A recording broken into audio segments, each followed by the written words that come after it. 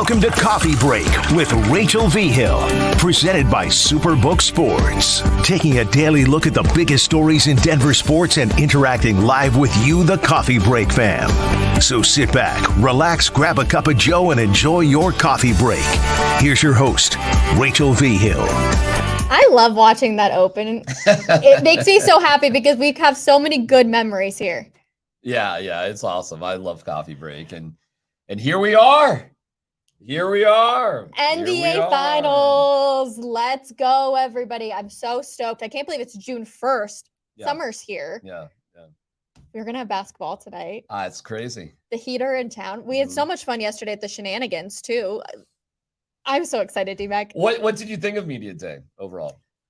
Compared to last year's Cup run, it was very different because they brought players to the podium, essentially. Yeah. And I preferred last year for the Cup how you went to different players. I feel like you could have more fun with them. It wasn't such a serious environment, but the NBA clearly just does different. Yeah, I actually did not like how they did it because you couldn't just kind of bounce around from one guy to another. You kind of had to make a choice. Like, am I going to be here? Am I here? Yeah. Like, I would have liked to gone over and heard a little bit from Ish Smith or Reggie Jackson, but like, you kind of had to make a choice. Yep. So I don't know why they did it like that.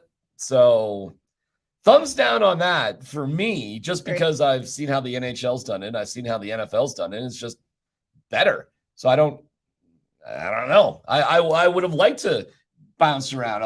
And what they've done in those other media days is they say, okay, athlete, you sit here for 45 minutes and just deal with it. It's one day. It's one day that you kind of have to be like that. And that's what the Avs did, and the NBA just did differently. But that being said, whatever, who cares? I was more curious what other journalists were asking the Nuggets players, because every question to the Nuggets player we've asked. I mean, there was 4 days of media over the Memorial Day weekend that, we've just been to. Which is why this all confused me, is why they did those media days over the weekend and not, but I guess maybe because they wanted to give more time for questions. I don't know. The whole situation was really weird. And of course, we're able to compare so closely because we had the Cup run last year and then the NBA Finals this year. Can you believe this, D-Mac? Oh, well, can I believe it? Yeah. Actually, I guess I can believe it, because I think this would have been going on last year too, had Michael Porter Jr. and Jamal Murray been healthy. I think what we're in the middle of is actually a Nuggets dynasty, and there was just a hiccup last year because of the injuries. The team is set up the right way. It's developed the right way. Mm-hmm. It's the right way with the best player in the world. And Eric Spoelstra said that out of the bubble, essentially. You weren't there because you were headed to the drive, but he said, this team could be a dynasty if they hadn't gotten hurt. And that's true. If you would have looked at what could have been the past couple of years. Maybe it is. Maybe this is year 3 of the actual dynasty. Who knows? But, injuries obviously have had a major impact on the Nuggets, and they're healthy. They've had a lot of time off. There is no reason on paper that they should lose to the Heat. I mean, shizzle happens, but nobody has figured out a basketball reason why the Heat are going to beat the Nuggets in a series. Any team can beat another team in any given game. Yeah. That can always happen. But how exactly do the Heat, first of all, win a game here in Denver, and then if they're able to do that, repeatedly do it? That's a good question. We'll bring in our very own Jake Shapiro, because Jimmy Butler will have to have essentially a incredible game. Otherwise, I don't see them really standing a chance. Here you see for his 17 games in the postseason, 28.5 points, 7 rebounds, 5.7 assists. But Jake Shapiro, we'll bring you in here in just a second. Sorry, Jake. I messed that one up. That one's on me. But good morning to you. How are you? I know this is like Christmas Day for you. I've got a Finals shirt on, and it has a Nuggets logo. This is very bizarre. What is happening? Yeah, it's very bizarre. I love it. It's great. So if you're the Heat, Jake, you're a huge basketball person. What's the key? The key is getting someone that's the second person to consistently produce on offense in this series, whether it's Caleb Martin, Gabe Vincent, Kyle Lowry, or Kevin Love. Even finding that second person to help Jimmy Butler. They need to have someone average 20 points per game in this series. Caleb Martin did it in the third round, the Eastern Conference Finals. In the second round, Gabe Vincent stepped up. So if they can get a guy to consistently produce, that would be helpful. Tyler Hero should come back in game 3, although he hadn't played in, 2 months. So that's going to be tough. So the Heat are a really good team. And the thing that the Heat have that the Timberwolves, the Suns, and the Lakers don't have is they have togetherness. They've been together this entire season. They are a team. So they might not have the big headliners and they might not have had the better regular season than anybody else, but they've been together like the Nuggets have for a while. And they're going to play a team game and they're going to be communicated. They're going to, have some structure. It's not going to just be stars going out there, my turn, your turn, which is a lot of what the Suns were doing and the Lakers were doing.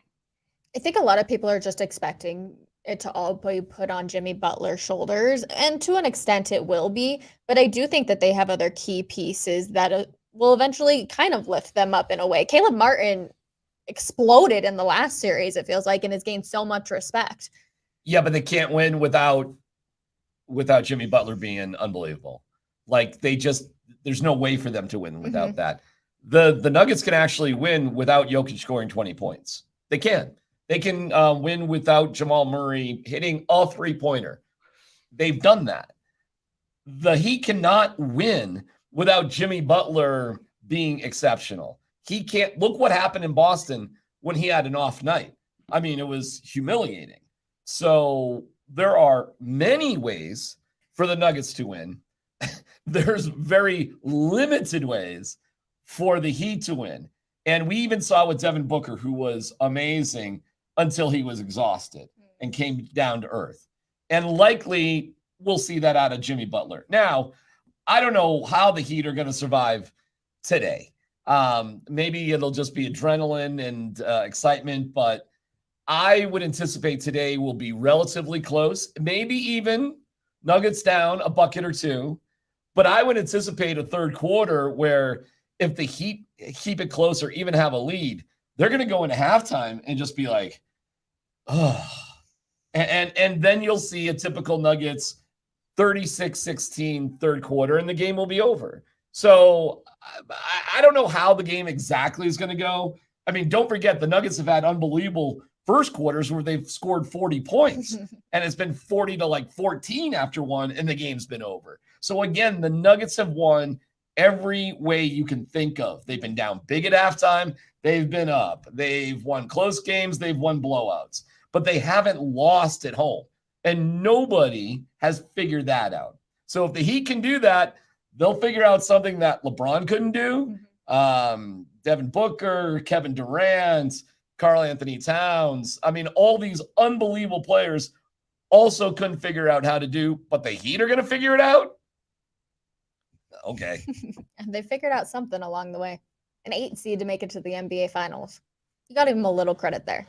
I give Rudy all the credit. Listen, when Rudy got on that field against Georgia Tech and he ran down on the kickoff, and you know what's amazing about that movie? Despite practicing relentlessly, he didn't know where to go on a defensive set. Like after 4 years of dreaming about being out there on the defense, you'd figure Rudy would know where to line up. But, he went down on that kickoff and he got that, sack, and they carried him off the field. And listen, all those moments happen. So if Jimmy Butler slept in a janitor's closet somewhere at Notre Dame, that would be appropriate too. Okay. Well, altitude. Kind of did. I mean, he grew up homeless, D-Mac. He didn't have Jake, I was joking around. I wasn't trying to go somewhere serious here. I'm just saying, he kind of did. And to your point, the Heat, 5 of their 6 losses this postseason have come when Jimmy Butler failed to score 25 points. Pretty simple. He's got to be a star. He can't have a bad game. Yeah. Which I'm not going to say, if the Nuggets weren't in this, I'd be rooting for Jimmy Butler. His personality yesterday was just outstanding. A great dude overall. Yeah, I'm not saying anything bad about Jimmy Butler. I know. I'm just saying. I'm just saying that the Nuggets are better in every aspect. Jimmy Butler's been amazing, okay? He's been incredible. What they've done as an 8th seed is amazing. Okay, that was great. Good for them. But they should have lost to Boston. They didn't have to face Giannis, not really, throughout the whole series. And now they get a healthy Nuggets team. So unless something else quirky is going to happen, I think the Heat is, Knock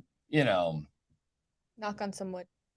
Nothing needs to happen to the Nuggets team at all. But will altitude play an effect?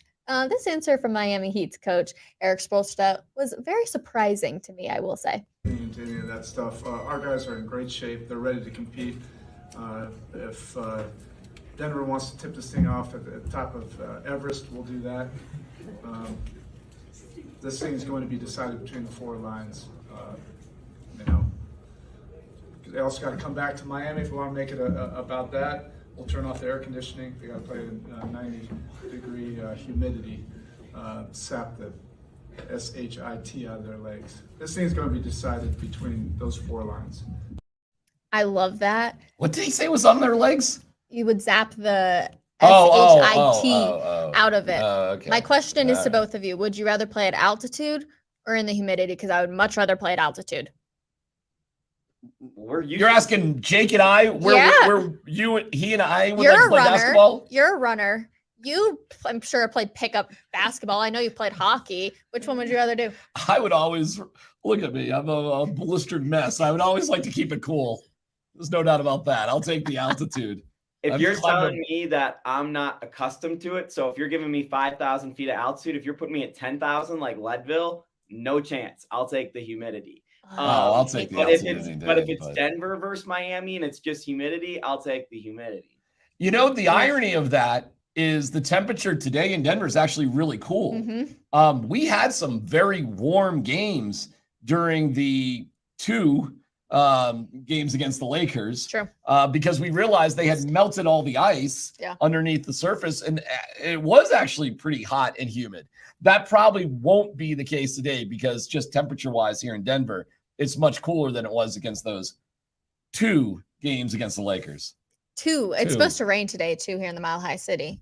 Listen, so we're just can't stay out of the rain. They're in good shape. These NBA players may be the most fit athletes in the world. I mean, they're unbelievable. Mm-hmm. So what the altitude does, it's like a cumulative sort of effect. And it'll have its impact in kind of weird, different sort of ways. Like how much will the Heat extend their players? And I'm not sure about that. I think how long do you take Jimmy Butler? I guess I could ask Jake. How many minutes will Jimmy Butler play tonight? Well, the thing to remember here, and you're talking about the altitude having a weird impact. The Nuggets have been great in first quarters when people are trying to catch their breath. And they're also 6-2 in the fourth quarter in the 8 home games so far in the playoffs. So they've been fantastic running people away later in the games. So when I look at, if I'm the Miami Heat, what I do with Jimmy Butler, who played all 48 minutes of game 7, by the way, on a bad ankle, that's something to keep in mind here, Jimmy Butler's ankle. I'd probably keep him around 40, 41 minutes. I try to keep him limited. The reality of the situation is you look at the Nuggets and we start getting hairy after, after Bruce Brown, really. It's like Jeff Green, Christian Brown. What do we do here? The Miami Heat, Kyle Lowry has been a nightmare contract for them. Duncan Robinson was a guy who wasn't playing most of the season. He's been great in the postseason. So they've got some, searching to do every time they go into the bench to try and find the right people. So that's going to be a challenge for them as soon as they take Jimmy Butler out of the game. So it's going to be that thing Nuggets fans have experienced for a couple of years where it's like, we're 10 minutes left in the fourth quarter. Come on, Malone, put Jokic back in. Why is it 8 minutes? Put Jokic back in. That's how Heat fans are going to feel with Jimmy Butler. But the reality of the situation is they're going to need to rest Jimmy at some point, and it's going to be their only recipe for long-term success in this series. Like, that's the thing we didn't talk about the Lakers and their closest sweep ever is they put LeBron and AD through almost every minute of every single game. If that series went to a 5th game, the Nuggets would have won by 30 or 40 because those guys were just done. So the Heat could try and play the short-term game and just run these guys, but the only way the Heat win this series is if it goes 6 or 7. And I don't see that happening, but that's the only way the Heat have to win this series. So they got to manage their guys knowing that this series could be going for 2-3 weeks. I mean, and you can also say, hey, we're not affected by the altitude. Okay, fine. Rah. I mean, the altitude kind of sneaks up on you. You don't realize how you're being impacted by it until you are. Deal with it. Yeah, because it's a hard thing to actually quantify, like, at what point am I feeling the altitude? Unless you're just going to walk upstairs or something. So I don't know. I think Spoelstra was trying to, bolster his confidence and his team, and we'll play on top of Mount Everest. But if I saw the Heat on top of Mount Everest, I would take 5 Sherpas over them. I mean, they would destroy them. It'd be hard to set the hoop up too, but the Sherpas would figure it out. One interesting thing out of media day yesterday was that Jimmy Butler did not practice in front of the media. And it's a question of, did you not want people to see your ankle? Or are you not 100%? When he was asked about his ankle, his answer was great. And he said, no one really cares about my ankle. But he wouldn't really answer what was exactly going on with it. Jake, do you really think that it's going to be that big of an impact tonight for game 1? Well, this is why it was a blessing that series went 7. You had the potential for some guys out there, and you want the team to be at their best, but it's going to benefit the Nuggets if some guys are banged up, right? Caleb Martin got hurt in game 6. Granted, he was amazing in game 7, and then Jimmy Butler re-rolls his ankle. So you have a team that's banged up versus a team who just had 10 days off to do nothing but scrimmage against Vlatko Čančar. Like, it's a very different circumstance these two teams had. So yes, it's going to have a cumulative and knock-on effects that this Heat team hasn't had many days off. And this Heat team might have a couple serious injuries, whether it's Tyler Hero, who isn't playing, or we have no idea what Jimmy Butler is playing through. Whereas realistically, based off my knowledge, the only injuries the Nuggets have right now, and they're not even on the injury report, is Jamal Murray is still dealing with some knee soreness consistently.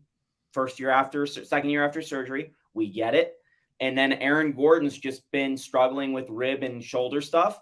And Nikola Jokic has had that wrist injury that's bothered him for a couple of years. So at the end of the day, we're talking about like the Nuggets are basically fully healthy versus this Heat team that are just trying to get into this series and get into it with a couple guys that are healthy. So health has an impact, and it definitely benefits the Nuggets. I tell you this, Rachel and Jake, if the Nuggets come out and can hit 4 3-pointers in the first quarter, you may see a runaway game right from the jump.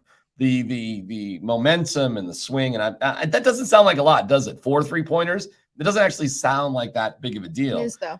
But once you build that lead and the momentum of the crowd and all that, it's going to leave the Heat sort of gasping. Listen, that Celtics game was so bad. And in particular, the first quarter where the Nuggets scored like 15, 16 points, something like that. And it was horrific. And it wasn't like they weren't getting looks to make shots. They just weren't making these shots. So this is what the Heat actually have to hope for. And I guess anything can happen, but the only way for the Heat to win is for something to happen to the Nuggets that we literally have not seen all year. So that's what's about to happen? We're about to see something that hasn't happened all year in the most important time of the year, in a place where the Nuggets are completely comfortable in front of a home crowd. Really? Okay.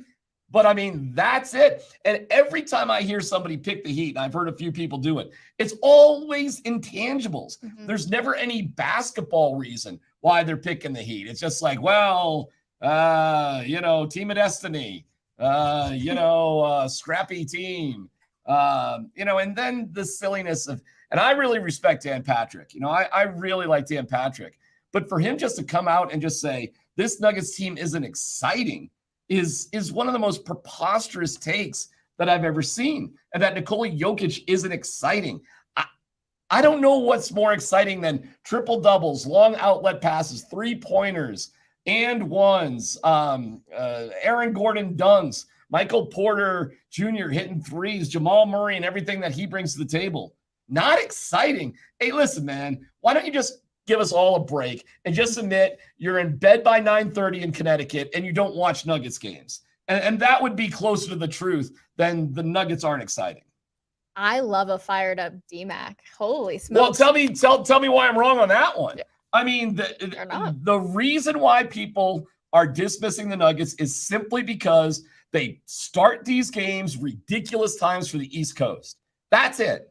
And the Nuggets only played, Jake, I think 16 nationally televised games, period. Yep. I mean, and that's the only reason. And then you double it up with the non-highlights and the non-narratives. And then you get guys that are like, and I thought Dan Patrick was like an NBA guy, you know? And I listen to like Doris Burke. Doris Burke pays attention. And listen to what Doris Burke will say about the Nuggets. Watch what JJ Redick will say about the Nuggets. Charles Barkley. And Charles Barkley and Shaquille O'Neal, they have to stay up. They're up till 2 o'clock in the morning. So they know. So I don't know, man. It disappoints me when guys and women that I respect on the surface are so lazy with what they say. And they're not honest either. Just be honest. I didn't watch them because I was in bed at 9:30 because that's what I do. I go to bed at 9:30. You know, I see maybe the first quarter of a Nuggets game on TNT, one of the rare times they're even on TV, and I don't know much about them. One of my favorite excuses I've heard recently was Jokic doesn't celebrate anything, so that's what makes him not interesting. I'm like, okay, so we need Jokic to go like this and do the sleeping on the sidelines. Like, that's what we need? That's ridiculous. Jokic has a high standard for himself, and he doesn't feel like that he needs anything else to rub it in anybody's face. Like, that's the most ridiculous thing I've heard. I mean, it's stupid. And there's plenty of others celebrating. I mean, a lot of the Nuggets get hyped when good things happen. I mean, have you watched?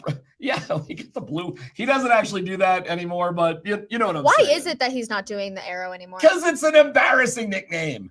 It's not a cool nickname. Oh, is it? Yes. I Jake, mean, is it embarrassing? I like it, but his real nickname, by the way, that he goes by is Glitch. Like that's his Instagram handle. Like all of his like close friends from Canada call him Glitch. I thought it was Be More. Yeah. Well, yeah, it's Be More, but they're one of his handles is Glitch. Oh. I forget which one. Interesting. Yeah, he really doesn't do the whole blue arrow thing himself. He really doesn't. I am happy to see that they do it in the stadium though. Mm-hmm. They do it on the Jumbotron. I mean, they help hype that up. Also, I never have heard Jeff Green call himself Uncle Jeff. I've never heard that either. And I've never heard Jokic refer to himself as Big Honey. No. That is, by the way, that is my favorite nickname of all the nicknames. And I think it was Shaq that came up with it at some point. Yep. Am I wrong on that? No, it was Will Barton. It was Will Barton? Okay. Yeah. I love that nickname. I know. The Big Honey. I think that is just absolutely fantastic. Jake, was there anything else that you took out of Media Day yesterday that you think is really interesting? Well, I just want to circle back to one of the things you guys said. The only thing that gives people a reason for the Heat to win is intangibles. You ask a lot of the Nuggets best defenders, KCP, Aaron Gordon, Bruce Brown, hey, what is it that makes this Heat team so hard? And it is intangible stuff. It is they're tough, they're relentless.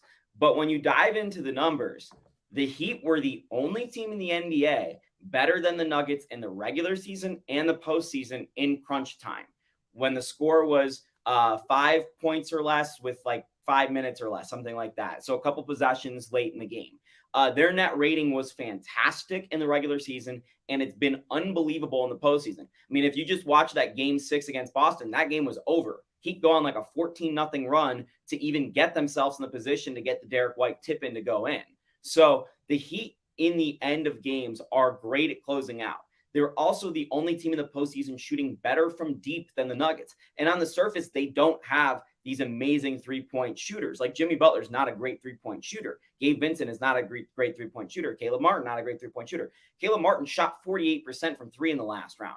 Max Strus and Duncan Robinson are really good three-point shooters. Tyler Hero, if he comes back, is a great three-point shooter. The third thing the Heat have, which is very challenging for the Nuggets, is yes, they're a lot shorter than the Nuggets, making it maybe ineffective. So the Nuggets can shoot right over there, but their defense is fantastic. Bam Adebayo and Jimmy Butler are extremely switchable. All these other guys are running around, helping, switching. Their rotations are terrific. So against the way most modern NBA teams are built, they are the defense to stop them. The thing is, the Nuggets aren't built like the Warriors. The Nuggets are built more like a traditional old school team with a center and a power forward in these bigger players and a small forward who's 6'10". He's really a tall forward if we want to go through the specifics of it. So what I took away from media day is that the Heat have a tremendous amount of respect for the Nuggets because they see the Nuggets as almost a mirror image of the way they've built their culture and the way they think about team basketball as a whole. So these teams are ones that are being marketed as rivals because of that Nikola Jokic, Jimmy Butler, Markieff, whatever Morris twins scuffle last year. But at the end of the day, like Jimmy Butler, I think loves Nikola Jokic. And I think Nikola Jokic and a lot of the Nuggets players love Jimmy Butler. Like I know Jeff Green and Kyle Lowry have a deep friendship. And some of these guys are like really good friends from across the league. Jeff Green lives in Miami, by the way. That's something sneaky I found out yesterday as well. Who do you think Jimmy was talking to? He said he wasn't talking to Jokic. If you had to guess, who do you think in that fight? Bones Island. Oh, you think? Oh, yeah. It's always. I wanted to think that he was yelling at Ryan Bowen, the assistant coach. But Bones would make sense. His carpool skills, D-Mac? Yeah. I guess Bones would make sense. Bones talks a lot of crap. So then it's over. It's over. There's nothing to this. Morris isn't on the team. There's nothing here. It's fun to talk about. And if we're just doing a hallway fight, as long as you give us the Jokic brothers, I'll take the Nuggets in a hallway fight anytime. Anytime for sure. Well, there was also another special moment yesterday with Jimmy Butler and Demaryius Thomas, the late Demaryius Thomas. He's obviously going to be here cheering for you and maybe cheering for the Nuggets a little bit too. That's my guy, my brother forever. I miss him so much. And I used to spend so much time here with him, watching him be great. And he motivated me because his story is really, really incredible through everything that he's been through to make it and do what he did for the Broncos. I actually have a lot of love for this city. And like I said, I miss that guy. I wish he was here to sit courtside and watch me do my thing because we talked about this all the time. Maybe not, Denver versus my team, but just being able to watch me win a championship like he did. Seriously, one of the best moments that came out of that yesterday. And you could just tell all the Denver media felt it really deep into their hearts. And I was just like, you know what? That's really cool of Jimmy Butler to sit there in a super competitive atmosphere, right? Like we're talking about the NBA finals. This is one of the biggest events. And he really was just super emotional and great about it.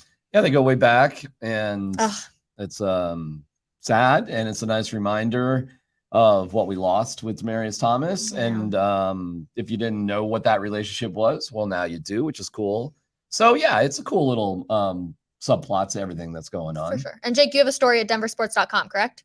Yeah, if you want some details on that friendship, it goes all the way back, at least publicly, to at least 2015. So you can go ahead and check it out. There's a really cool picture that we don't have the rights to, but Jimmy Butler wearing a DT jersey with 7 other DT jerseys on his couch. These guys were tight. Jake, maybe bring what the root of their friendship. The best I can tell is that Jimmy Butler just really respected Demaryius Thomas in the way he found a way to make himself a great athlete out of his rough situation. We all know how DT grew up, and it was a rough situation. And Jimmy Butler had a rough situation growing up. So Jimmy really respected DT and reached out, and then they formed a relationship and started training together and started going to each other's games. And they just found a common bond through being athletes who came out of situations that people just don't come out of, honestly. It's so sweet. There you go. Oh, I know. And I saw the Broncos had even responded too. And Jake, I don't know. Did you see Jimmy Butler? He had a fan who had DM'd him on Instagram and was begging them to win Game 7. Did you see that video? Yeah. Oh my gosh. Jimmy Butler's a maniac. Don't get me wrong. He's amazing. He's amazing and a maniac. And the funniest thing from this playoff run that's resurfaced is there's a video of John Foreman and Gar Paxton, who were the co-GMs of the Chicago Bulls for a very, very long time, post-Jordan era into the last couple of years, where they were fired for Arsis Kastanovitz, who was the former assistant GM of the Nuggets. So they trade Jimmy Butler on draft night for Zach LaVine, and they think they've pulled off a heist because Zach LaVine's this young guard from UCLA who's already won a dunk contest and can shoot threes and yada, yada, yada. That video is of Gar and Pax just cheering and losing their mind that they just pulled off the heist of the century, letting Jimmy Butler go. And it's just so funny to watch it now, knowing that the craziness that is Jimmy Butler, who has had all this drama in every single one of his stops, Jimmy was the rare person who wasn't the problem everywhere. He was right about absolutely everything. And honestly, like, again, Rachel said at the top of the show, if Jimmy was not playing the Nuggets, I'd be like wearing a Jimmy Butler jersey. Like, this dude is awesome. I know. Of course, I'm not rooting for the Heat by any means, but it is hard when there's good people. No, you can give proper respect and acknowledge how amazing these guys are. I mean, you don't get to the NBA Finals without having some pretty amazing moments and some incredible players. Jimmy Butler is having a playoff run like you can't even believe. And he's, what is his fourth team at 33? This is a remarkable story. I mean, it's fantastic. So, hey, man, hats off to Jimmy Butler. Nothing but respect for Jimmy Butler. But we hope you lose tonight. Well, I mean, somebody's got to lose. But it's okay. Like, it was okay that Devin Booker played well. It's okay that LeBron James had a 30-plus point first half. I mean, it's okay if great players on the other team play great. I mean, that's what they're supposed to do. But what's great about basketball, at the end of the day, to win in the NBA, not the All-Star game, not somewhere else, not in a 3-on-3 tournament, in the NBA, there's a way to play team basketball that the Denver Nuggets shouldn't feel guilty about embracing and doing it the best in the NBA. And, that style isn't looking at one superstar like Jimmy Butler or Devin Booker or LeBron James and expect them to do it all. That is just not how the NBA operates. So, okay, cool, man. If Jimmy Butler goes for 40 points in every game, you still got to get contributions from other guys. That's the difference between the Nuggets and a team perhaps like the Heat or that they've played. They don't need any one player to just be like that guy every single game. And in any particular game, any particular Nugget guy could be that guy. In fact, you could have multiple guys on the Nuggets be that guy. And we can give you examples of Bruce Brown and Michael Porter Jr. and KCP and Aaron Gordon having those moments. Never mind Jokic, who in this series, Rachel and Jake, could go for an average of 40, 15, and 12, which is stunning. But it could actually happen if he's shooting, 16 of 24 with a couple of threes, which is not crazy. That is not crazy. And that would give Jokic 40 points. He'll get the rebounds. I mean, who do they got underneath? Unless they're hitting every single shot and they're shooting like 70%. So there's your 15 rebounds. And at some point when Jokic is going nuts, they'll double him and he'll just be dishing the ball left and right. And if he goes for 42 minutes a game, I am not joking. He could average not only a triple-double, that goes without saying. He could average in the NBA Finals, and this would have to be a first, a 40, 15, 12 triple-double. It's not insane. It's really not. Jake, I know there's some breaking Rocky news. What can you tell us about it? I just got the text while I was on here. All I know is Chris Bryant is headed to the injured list. I don't know what the injury is. I need to go check that out. I think Will might have more details. I know he's. Are they on the road right now? The Rockies are in Arizona. Do we know the quality of the hotel bed that Chris Bryant slept in last night? Well, the thing that would be interesting is a lot of these guys live in Arizona. So I don't actually know if they go back to the hotel when they go to Arizona or they go back to their place. Because I assume Chris Bryant will just stay in Arizona and stay at the Rockies facility out there to get a workout for a couple of days. But yeah, another rough break for the Rockies. What's really fascinating about where the Rockies is, and no one cares actually right now, they've been playing good ball this month, but all of their guys have gotten injured. Like, they're playing good ball with like duct tape on their team. It just doesn't even make sense. They should be playing terribly, but they've found a way to just continue winning a little bit here. Jake, that is 37 seconds of Rockies talk on game 1 of the NBA Finals. I was asked to give it. It was look at You me. went I on. don't want to You could have talk kept it Rockies. quick. Chris Bryant's hurt injury list. Let's get back to Jamal Murray. Put it All on right. the bottom line. We will do that. Jake, thank you so much. We will see down you at Ball Arena tonight. Man, I cannot talk. But Jamal Murray and Nikola Jokic, man, it really is going to, I don't want to say it's going to lay on these guys' shoulders, but they're definitely going to feel the most pressure as we will bring in our very own Will Peterson. Good morning. How are you? I'm great, guys. I'm wearing my Magic Jokic shirt. This was made in 2017. Wow. So you got to think about that. This was before the MVPs. This was before everything. And it was, hey, this guy looks like, he could be like the next Magic Johnson. It was actually made by Denver Stiffs, an SB Nation site, 6 years ago. There's so many more media covering the Nuggets now. They were one of the few covering it back then. And it's just been in the drawer forever. I wear it occasionally, and I'm like, what better day to bust out Magic Jokic? Because he is Magic Johnson 2.0 than game 1 of the NBA Finals. Okay. There you go. Good for Where's you, your Scrappy shirt? Will. I'm dressed up. And you're blue? This is the look for the whole day. All right. This is it. This is coffee break. Going over to the Broncos to not talk about things that we're not allowed to talk about, and then doing the radio show, and then covering the game. This is it. This is the look. I'm sorry. This is I when didn't he mean was to still offend. competing. This is when he was still competing with Yusuf Nurkic. That's how ahead of its time this shirt was. That's why I still have it, because I think it's cool. Rachel, is this the look? No, I will have a different look for the game tonight. Okay, see. Don't you fret. I got Yeah, a whole she'll have other it covered. outfit. I don't work Yeah. as much as DMAC though, so I can go home and change for sure. Mm. Will Peterson, we're going to get back to Nuggets. I absolutely promise you that. But we do want to talk about the new kicker for the Broncos. Elliott Fry comes in. Wow. I'm confused by this one, you guys, because he's been with so many teams. You could see the total points is 20 with 3 teams. What is Sean Payton thinking here? The fact that we even know Elliott Fry's name may be a miracle. He could easily be cut at any moment. It's low level as you get.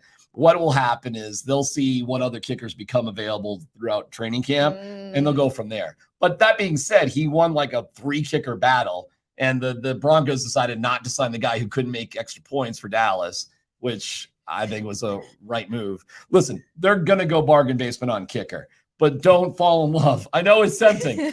Don't go buy your Elliott Fry T-shirt there, Scrappy Will. I mean, we gotta calm down on that one, because who knows how long Elliott Fry will be around. Okay. Yeah, we're not going to call him Jason Fry for Jason Elam or Brandon Fry for Brandon No. McManus. He is not going to be around for long. I agree with DMAC. Richard, you're right. He's kicked for 3 different teams where he's actually scored points. He's been on 11 different NFL teams, a third of the league. He makes Josh Johnson look pedestrian. Mace did a good job of outlining every single team he's had a cup of coffee with. It's crazy. We got to give a little bit of credit though, because he's still in the NFL, everybody. He's still moving around. He's still making it a career. You got to give credit where credit's due for that part. You would be stunned how many guys in a practice setting can bomb kicks from 50 to 55 yards. Seriously. It's a little different when you got 70,000 people watching you. It's a whole thing. And they're the only way to simulate that situation is actually to participate in it. So when you're kicking Brandon McManus out the door, you do have to realize, even if he was a little bit off percentage-wise, he's a guy who's been in those situations, who's still in really good shape, and you see you later. And by the way, it gives the Broncos all this money. Like, what are you planning on doing with it? Because I think Dalvin Cook is headed to the Dolphins. I didn't even hear that. Well, it's June 1st, the magical post June 1st designation date where teams can save money and let go of vets. And just following this path a little bit, News to me. it really does look like Mike McDaniel and the Dolphins are anticipating Dalvin Cook being there. So what are we talking about? What do we have all this money for?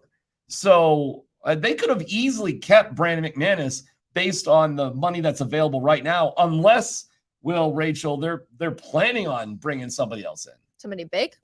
Yeah, I mean, we hit on it a little bit yesterday. They got like $3.5 million from Jacob Martin, another $3.5 million from McManus. They're up to almost 10 in cap space now. So I'm with DMAC of like, there's got to be a plan here, right? Like the Walton Penner Group doesn't need the $10 million. They need to go as close to that cap as possible. So there's got to be some sort of big fish out there that they're hoping to lure in. It may not be Dalvin Cook, but DeAndre Hopkins is a pretty big fish. He's still out there. I don't know. I'm just throwing names out there of guys that would command this kind of money. Kareem Hunt would be a little cheaper. Do you think Ezekiel Elliott's got anything left in the tank? I don't know. But there are household names that are still free agents. So maybe they're I'll tell you, if they just got rid of Brandon McManus because he's a pain in the butt, if there isn't a plan and they just were annoyed for whatever reason, I was anticipating there was some sort of move they were going to make. But if we and Sean Payton hinted at that there were going to be other people that they were going to look at during free agency. It was another, okay, Sean, sort of moment, and we're waiting for it. But, what about Dalton Reisner, guys? He's still a free agent. Yeah, I think the ship has sailed there with Dalton Reisner. Yeah, no, but like, I'm not trying to pick on Dalton. But is Dalton ever going to play in the NFL again? Have we reached that point? Dalton may have been getting the wrong information from his agent about his true value out there on the market. And that occasionally does happen, and it's a bummer. That's when you fire your agent. You have to have some talks like, why did we miss this much? And I think Dalton did have a couple of different chances to sign with other teams, but I don't think the money was right. So I think he now is in a position where he has to sit around and wait for somebody to get hurt in training camp. That does happen too. That's so sad. I follow his wife on TikTok. They're doing lots of traveling, so it looks like they're having fun, but I'm sure it's stressful behind the scenes. If you had to pick a household name, Will, for the Broncos to sign, who would you go for? Oh, are we living in fantasy land? Heck yeah. I'd pick DeAndre Hopkins, absolutely. I mean, get Russell Wilson a true number one receiver, and even if D-Hop wants $15 million, okay, that's cool. Trade Cortland Sutton's contract for a bag of footballs, and now you got the cap space, and then you roll out there with D-Hop, Jerry Jeudy, and Tim Patrick. I love that wide receiver core. If we could have anyone, it's Nuke Hopkins. The problem is Nuke Hopkins has said he wants to play with Mahomes or Herbert or Josh Allen. Shocking. Russell Wilson wasn't on any wish list that I saw. Why would DeAndre Hopkins want to play for the Broncos when he could literally choose to go to any team that will slam dunk make the play? I don't know, bro. I mean, he's going to get cheddar. If he wants to go play for $3 million in KC, he can. But if the Broncos can trade Sutton, he can play for $15 million here. But he can probably pay for 15 in Kansas City, dude. They're up against it, D-Mac. They really are. They're going to have to get creative on that cap to make it work. Okay. There's always ways to make that work. I mean, listen, I'll say this. Yes, of course, the Broncos could figure out financially how to pay DeAndre Hopkins. I just sit here and like, hey, man, I like Denver. I'm cool with the Broncos and the Nuggets. But why the hell would DeAndre Hopkins want to be here when there's so many other choices? True. I mean, the Broncos, what are we talking about? Mike Kliss on Twitter put it out there yesterday that, hey, guess what? This is the least amount of excitement leading into a Broncos season. And it's not wrong. Look what we're talking about for the second June in a row, not the Broncos. And the Broncos are kind of doing this to themselves. They did not want any easy layup publicity for their new players, this silly restricted policy they have for this. I'm going to, after coffee break, I'm going down to practice to, I don't know. Hey, Sean Payton, I saw 1, 2, 3, 4, 5 things. Hey, I saw 5 things. Can I talk about them now? Is it all right? For my little Twitter feed? Why are you triggering me on a day that we should be happy about the Nuggets here? I don't know, but I think this is going to trigger you too. So the NFL put out a great video about the rookies having to draw the logos for the team. I don't know if anybody saw this. While we're not 100% sure which logo, I have been told that Mims is the one who drew the Broncos one. But DMAC. Yeah. Oh my God. Well, I'll fail this. I mean, I'll be terrible. DMAC and I, with Will Peterson, is going to be the judge. But DMAC and I are going to attempt to draw the Broncos logo. And Will, while we do this in 30 seconds, I need you to tell us, what you're most excited about for tonight's game and who you think will have the biggest impact. And Jokic cannot be the one. Do you need to look at the logo real quick? No, I'll do it from memory. Okay. You guys go ahead and draw your logos. The thing I'm most excited about tonight is we're finally going to get an answer to the rest versus Russ debate, right? Like Jokic even got asked about it yesterday and had a classic Jokic answer. He said, I think it'll be good for us unless it's not, and I'm lying. So tonight we're finally going to find out if we can ditch all those October 2007 comparisons, two totally different sports. Guys, listen, I think it could be an ugly first half. I think the first half could be like 46-42. And then that rust is going to come right off. And in the second half, they may blitz them by 15 to 20 points. In terms of an X factor tonight, guys, Aaron Gordon was so good in game 4 against the Lakers after having not down games, but more defensive-minded games. And his offense really came back against the Lakers in game 4. I'm looking for Aaron Gordon to put up 20 to 25 points tonight because the Heat don't have any size. Who's going to guard him? He's my X factor. Just want to note I'm already done. And I don't know what Rachel's wasting time with over here, but I've already crushed it. So can we get a one shot on D-Mac so he can show the camera real quick, please? Okay, here's my Hold it up higher, D-Mac, so I can see it. Tell me, right? That's good. It looks like an evil sea turtle. You don't like it? Wait, does it even have ears? Oh yeah. I should have. Yeah, that looks like a sea creature that if I was snorkeling in the ocean, it may bite a limb off of me. I should have actually looked at it. You know what's crazy? Rachel's is about to be worse. Rachel's is about to be worse. D-Mac, I'm giving you right down the middle. I'm giving you 5 out of 10. All right. If I was Rachel's boyfriend, I'd give it a C+. Well, 5 out of 10 is unfortunately. All right, let's see Rachel's. I'm not an artist, everyone. Hold on. We'll go back on the one shot. Oh my gosh. Oh, that's worse, right? That's a 2 out of 10. That's terrible. Right. Yeah. I win. Yeah. It is I'm much sorry, harder Rachel, than but I got to give it to D-Mac. I actually won something. Let's ride. Oh my gosh, that is too funny. Okay, we'll go back to the Nuggets. Yes, please. Get rid of those so no one ever has to see it. But let's get back to the Nuggets. I love how you mentioned Aaron Gordon, though, Will, while we were doing our 30-second. In case you missed it, D-Mac is throwing markers. We're back in kindergarten. We're going back to what? Let's go back to Aaron Gordon, though, real quick, because he has had the most challenging path here to the finals. We've talked about it a little bit. Where does this matchup rank on all of them? That's a good question. So LeBron, KD, and Devin Booker. Correct? I mean, he guards everybody that's tough. Yeah. I'd say it's the third toughest. Okay. I think Phoenix was the toughest. I think LeBron after that, and I'll put this over Minnesota. So I say it's the third toughest. Scrappy Will?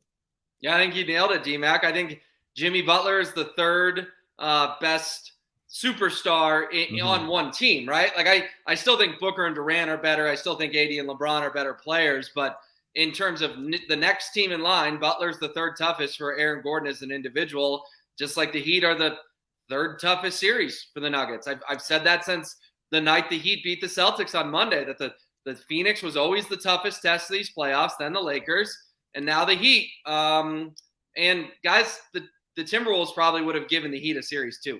And people may think I'm crazy for saying that, but I think Minnesota was talented enough to, if they had somehow matched up with Miami, that's a 7-game series. I'm actually amazed that Karl Anthony Towns did not play better than he did, but he actually had some like bad games and he could have been trouble. That on the surface is a really difficult mismatch, but he couldn't hit an outside shot. And because of that, it made it relatively easy. Forgive me if I'm wrong, but didn't something come out and say he was battling some sort of minor injury? I forget. Karl Anthony Towns, maybe. I don't know. Yeah, he didn't look like himself, so that wouldn't shock me. Yeah. But guys, that Minnesota team was just sort of the peak of dysfunction, whereas Miami is the peak of cohesion, right? Like the Timberwolves hated each other. They were fighting and shoving each other in locker rooms and hitting each other on benches. Mm-hmm. The Heat love each other because you don't beat Milwaukee and Boston and I guess the Knicks unless you are one of the most cohesive groups in the NBA. Because talent-wise, the Heat are the middle of the road. Yet somehow, some way, they're in the final two, literally the exact opposite of Minnesota in terms of playing as a unit. What are you I'm laughing dying at the comments on our drawing. Did I win? The Denver Dragons ? It does look like an angry sea turtle. Thanks, Tommy. The Eagles, Raul Rachel, that was horrible. Listen, I was never an artist. No that's for kidding. sure. I am stunned. I mean, I am the worst artist that I can't believe you're that worser. If I would have had a better look at it, then I think I would have done better. But doing it off of memory is tough. I challenge anyone to do it. Yours is terrible. I know. I'm not an artist. Okay. Lord almighty. Good thing we could talk for a living, because that's a whole different thing. Oh, well, I just saw this comment too. And playoff Jimmy is king. Jimmy Butler over Nikola Jokic. For the Heat fan in our comments, can you please explain why Nikola Jokic in your mind is the best player in the NBA? Yeah, I just can't get on board with that. I mean, Jokic has just averaged a triple-double in the Western Conference Finals. He had one in 3 of 4 games. He should have just won his 3rd straight MVP. He's doing things that are always never since Wilt, right? It's always never since Wilt. Well, last time I checked, Wilt Chamberlain is one of the best players in NBA history, and some may argue the best. He didn't play in an era where he got as much attention as Jordan or LeBron or Kobe or whoever. But he and Bill Russell are certainly in that conversation. Jimmy Butler's been on 4 teams. Like, if he was so good, why did Minnesota let him get away? Why did Chicago let him get away? Why did Philly let him get away? And I know Jake said, oh, well, Jimmy was right every time. Well, guess what? If you have a true superstar, you cater to their needs. You don't ship them out of town. And 3 other NBA teams did that. I'm not taking away from what Jimmy Butler is doing, but I guarantee you, not only does Nikola Jokic never play on 4 NBA teams, he will play on 1 NBA team his whole career, because the Denver Nuggets will never, ever, ever let him leave town. I'll entertain the question, but it's not even a comparison. Jokic is leaps and bounds better than Jimmy Butler. Yeah, I mean, Jimmy Butler's an awesome player and all that, but he's not one of the top 10? I don't know. Seriously. I don't know. I mean, he's been one of the top players here in the playoffs, but if you were just to say, based on the year that happened, not the playoffs, who are the top 10 players? I don't know. I don't know if you'd make that cut. No, I'm with you. How about Jimmy did he Butler? get an MVP vote? I don't think so. Not that I'm aware of, unless Mark Jackson voted for him. Right, unless he didn't make Jackson's top 5. I remember Jackson's top 5, but Mark Jackson, we forget. was So, like, voting for the MVP based on the first team All NBA, which. But I think, D-Mac, that makes your point. Like, okay, Jimmy's been great the last 6 weeks. No one's disputing that. But going into the postseason, if you had to rank the 10 best players in the NBA, he would be a fringe guy to make the list. I mean, Devin Booker. I mean, Jokic. Gosh, would you put Jamal on that list or not? I mean, or is Jamal another guy who's just had an outstanding playoffs and wouldn't be on that list either? He might not be. Not at the start of the playoffs, but it's easy. It's like Jokic, Embiid, Giannis, Durant, Booker, LeBron, Jason Tatum. Like, that was 8 right there off the top of my head. I'm sure we could get a couple more in there. Yeah, I mean, Harden. Donovan Mitchell. I mean, Donovan Mitchell got MVP votes. I know he lost in the first round, but he did. You know, Ja Morant, if he could put down. Great name right there. Domantas Sabonis and De'Aaron Fox, like, they're on the Anonymous Kings. They both Butler before the playoffs started. Before the playoffs started, he might have snuck in the top 10. Maybe he might have been, 8, 9, 10. Maybe, to be fair to Jimmy Butler.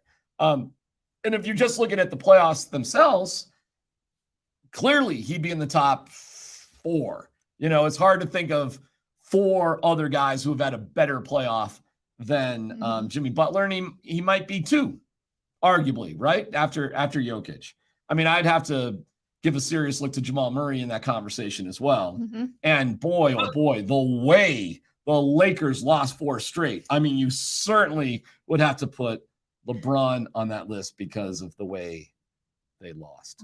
But also, like, in all seriousness, where do you draw the line? Because Devin Booker only got to play 10 playoff games because Jokic sent his butt home.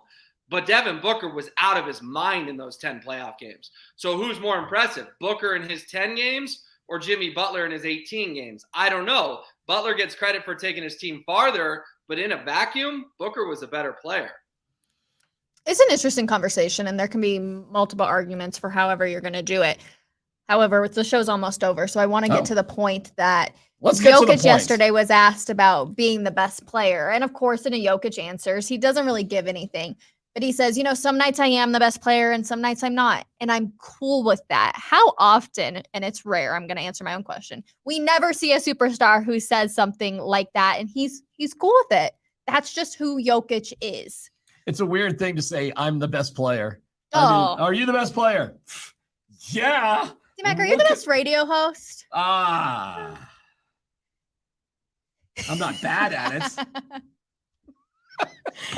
We can both answer this one. I Will. mean- Is D-Mac the hardest working person in Denver media? All right, stop, Oh, stop, yes. stop, stop. There's a all lot of that. hard workers, but he's probably at the top of the list, no doubt.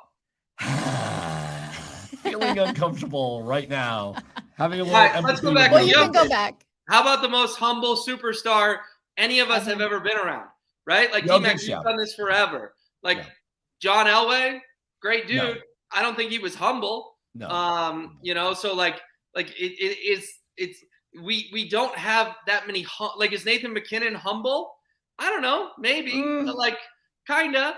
Not Kemba like Jokic. Carr, No. Kemba Carr's pretty humble, right? Like I think if you went up to Nathan McKinnon and said, "Are you one of the top players in the league?" I think he would say, "Yeah, of course." yeah, like I mean, what are you talking about? So yeah, I guess mean, my point look is at me. here is that like we've all covered superstars in our careers. I don't think any of us can name a more humble superstar than you. I think I would agree with you on that. Do you think it helps, though, that in Serbia he wasn't watching the NBA so that it doesn't Yeah. mean anything? Yeah, I do. And, we found out, too, that even Jamal Murray wasn't, obsessed with it. Not really. I mean, he envisioned himself, 3-2-1 and all that. But when he was asked about, well, the NBA finals that really stick out to you, he struggled with it, too. Jokic had no memory of it because he was watching EuroLeague and never anticipated he would ever be in the NBA. I think actually that does matter. I don't think this moment's going to be overwhelming for either of those guys.